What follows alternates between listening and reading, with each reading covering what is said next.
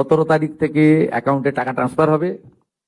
আর এটা কেবলমাত্র এই মাসে হয়ে যাবে, পরের মাসে থেকে বিজেপি সরকার যতদিন থাকবে প্রত্যেক মাসে দ্বিতীয় সপ্তাহে টাকা ট্রান্সফার হয়ে যাবে। আমরা এই মাসের 17 আগস্ট থেকে আমরা 3000 টাকা করে ভেরিফাইড লোকেদেরকে, মহিলাদেরকে অ্যাকাউন্টে পাঠাবো। 17 তারিখ থেকে অ্যাকাউন্টে অর্থ যাবে, সরকারি টাকা, নিয়ম মেনে দেওয়া হবে, বিজেপির সংকল্পপত্র মেনে দেওয়া হবে। 17 আগস্ট থেকে 10 জুলাই পর্যন্ত যারা আবেদন করেছেন তাদের ভেরিফিকেশন কমপ্লিট করা যাবে। 11 থেকে 31 জুলাই ভেরিফিকেশনের জন্য আরো সময় লাগবে। যারা যারা রিল বানাচ্ছেন, রিল করছেন, খুব নজর রাখছে। যারা মিথ্যা তথ্য দিচ্ছেন তাদেরকে চিহ্নিত করে রাখছি। মিথ্যা তথ্য যারা দিচ্ছেন তাদের বিরুদ্ধেও আইনগত ব্যবস্থা হবে। কিন্তু আমি দেখছি রিলগুলোকে পোস্ট যারা করছেন তারা কেউ বিজেপিকে ভোট দেননি। আমি বিখ্যাত করব, দুটো নাম বলে দেবো। আমি পাই নূর আলম, আপনি ভোট দেননি বিজেপিকে, আমি জানি আপনি কোনোদিন বিজেপিকে ভোট দেবেন না। মেহবুব, আপনি মেয়েদের কাছ থেকে ভিডিও করাচ্ছেন, করে পোস্ট করে রিল করছেন, আপনি ভাবছেন এতে কিছু হবে না। এখানে বিজেপি 100 বছর থাকবে, 100 বছর থাকবে বিজেপি, যে কাজ করে দিয়ে যাবে। এখানে এই লোকেদের আর ফেরত আসার কোনো চান্স নেই। তো ফলতা দেখেছেন, এরপরে রেজিনগর আর নন্দীগ্রাম দেখতে পাবেন, তারপরে কলকাতা হাওড়া কর্পোরেশন দেখতে পাবেন। শুধু দেখতে থাকুন। আর যারা এইসব করছেন আমি প্রত্যেকটা লোককে চিহ্নিত করে রেখেছি। আপনারা বিজেপিকে ভোট দেননি, 2,92,00,000 ভোটের মধ্যে নেই নূর আলম ভাই। আপনি কোথায় ভোট দেন আমি জানি, কোথায় দিবেন ভবিষ্যতে সেটাও আমি জানি। আর আপনার ভোটের উপর নির্ভর করে আমি রাজনীতি করি না, আমরা রাজনীতি করি না। নিশ্চিন্তে থাকুন। সমস্ত দিদি মহিলাদের মুখে হাসি ফোটানোর কাজ আমরা করব। বারুইপুরে দেখেছেন, অন্নপূর্ণা যোজনাতেও দেখবেন। বিড়লা তারামণ্ডলের সামনে যারা নাচছিল, ওই তারা তো ফলটাই দেখতে পাইনি আমি তাদেরকে। যারা বাড়ি থেকে বেরোতে বলুন, বাড়ি থেকে বসে ফেসবুক লাইভ করলে হয়। জুন মাস থেকে 31 জুলাই পর্যন্ত ফর্মে অনলাইন অফলাইনে আবেদন নেওয়া হয়েছে। অফলাইনে যাদের আবেদন নেওয়া হয়েছে তাদেরকে পোর্টালে আপলোড করার কাজ হচ্ছে, ভেরিফিকেশন করা হয়েছে। প্রথম যেহেতু আমরা জুনে লঞ্চিং করব বলেছিলাম, 28 লক্ষ লোককে এখান থেকে দিয়েছিলাম। নেতাজি ইন্ডোর স্টেডিয়াম থেকে আমরা অ্যাপ্রক্স 1,19,00,000 মতো লোককে দিয়েছিলাম। তারপরেও আমরা আবেদন নিয়েছি 31 জুলাই পর্যন্ত। 2,16,00,000 মোট আবেদন করেছেন। এই আবেদনকারীদের প্রত্যেকটা ভেরিফিকেশন করার কাজ চলছে।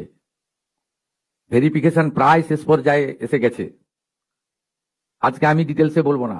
10 তারিখে আমি এবং সংশ্লিষ্ট মন্ত্রী মালতী রাভা রায় ডিটেলসে প্রেস কনফারেন্স করব। সেপ্টেম্বর 2021 1,52,62,588 জনকে 500 করে টাকা দিয়েছিল। 1,52,62,588। তারপর থেকে টাকা দেওয়া বন্ধ করে দিয়েছিল। এপ্রিল 2022 মাঝখানে বন্ধ ছিল। ফেব্রুয়ারি মার্চের 2 মাসের টাকা একসঙ্গে দিয়েছিল। 21,84,631 হলো। এরপরে টাকা দেওয়া বন্ধ হয়ে গেল। মে জুন 2022, জুলাই 22-এ দিল 3,77,883।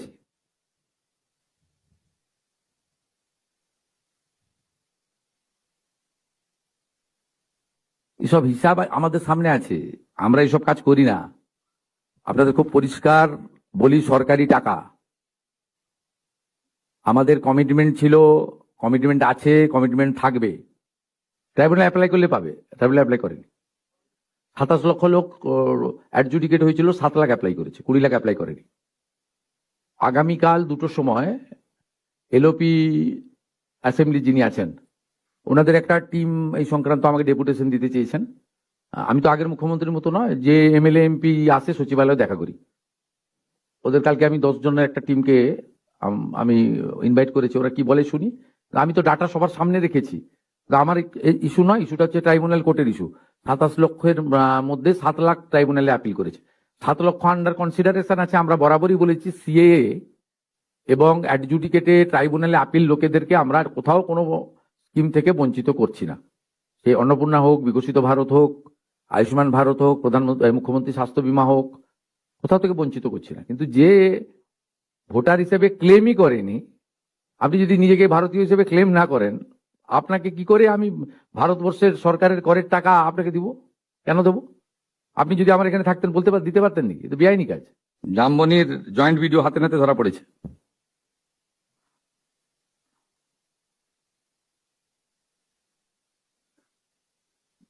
কোন সরকারি অফিসে, কোথাও পঞ্চায়েত অফিসে, পুরসভাতে টাকা দিয়ে আর কিছু কাজ হবে না।